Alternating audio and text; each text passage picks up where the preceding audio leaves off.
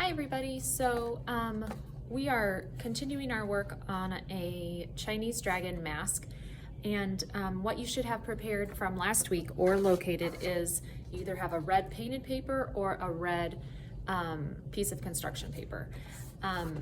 So what we're going to do first today is we're going to pull it side to side this way, okay, so it should be long, and sometimes we call this hot dog style, okay.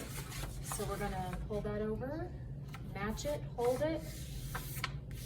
If you swipe this way first, then it won't move on you. And then up and down to get a nice fold. Okay, the very next thing that is extremely important is that the fold side of our paper, the fold has to be on the left side. Okay, so the fold has to be on the left, the flap has to be on the right. Okay, so this is my left, this is my right, fold, flap. All right, and what we're gonna do is, since it's folded, it's gonna help us create a symmetrical drawing. So this used to be folded in half like this. All right, when we open it, then we get the full copy on both sides. So we're just gonna follow together some simple steps to get this type of a shape to start out with. The first thing we're gonna do is from the top, on the fold side, you're gonna slide down just a bit, and you're going to draw 1, 2, 3 zigzag points. You're gonna try to get about halfway across, okay? Trying to get about halfway across. Let's see if I can zoom in a little bit. Nope, I can't. Okay, well, hopefully you guys can see that, okay? All right, after we do that step, then we're going to do what I call a smile line. We're gonna scoop, come out to the corner, okay? Then we're going to, this is the horn part of the dragon. We learned that the Chinese dragons are made of a lot of different creatures put together. So this is the horn, which to them is like a deer. We're not gonna make ours quite as long because of the sake of our structure paper here, but that'll do for a horn. All right, then we're gonna do kind of like this side cheekbone muscle, and it's like we turned a curved smile on its side or a frown on its side. Okay, so see if you can do just a curved, it's like a cheekbone side of the face there. The thing I caution you about is you don't want to make that too small. So just check yourself and see about how long that is. Mine's almost as long as my finger, so it should stretch down a bit. Okay, I'm still staying right here along the side of my paper right now.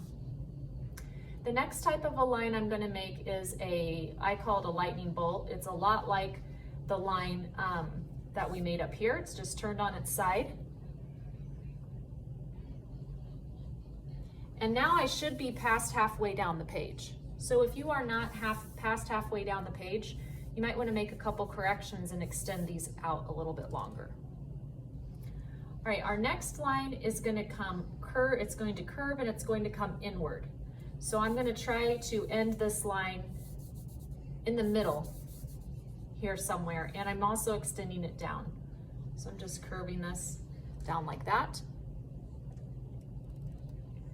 And then the last lines I'm making are more zigzags. I'm coming down toward this corner. Okay, and this is like the fur and the beard coming down. So when you're happy with your shape and it fills your space, the next step is to cut it out.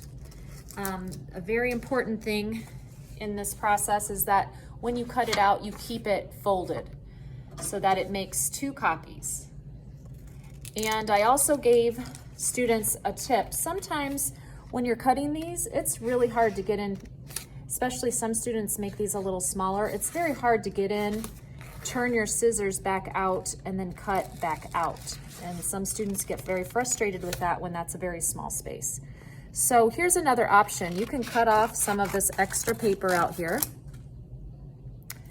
And then you can come into those areas this way, okay? From the outside, you can come in and cut in toward the point, and then here in toward the point. And those pieces should fall right out for you, and you don't have to go in and turn your scissors in a small space that way.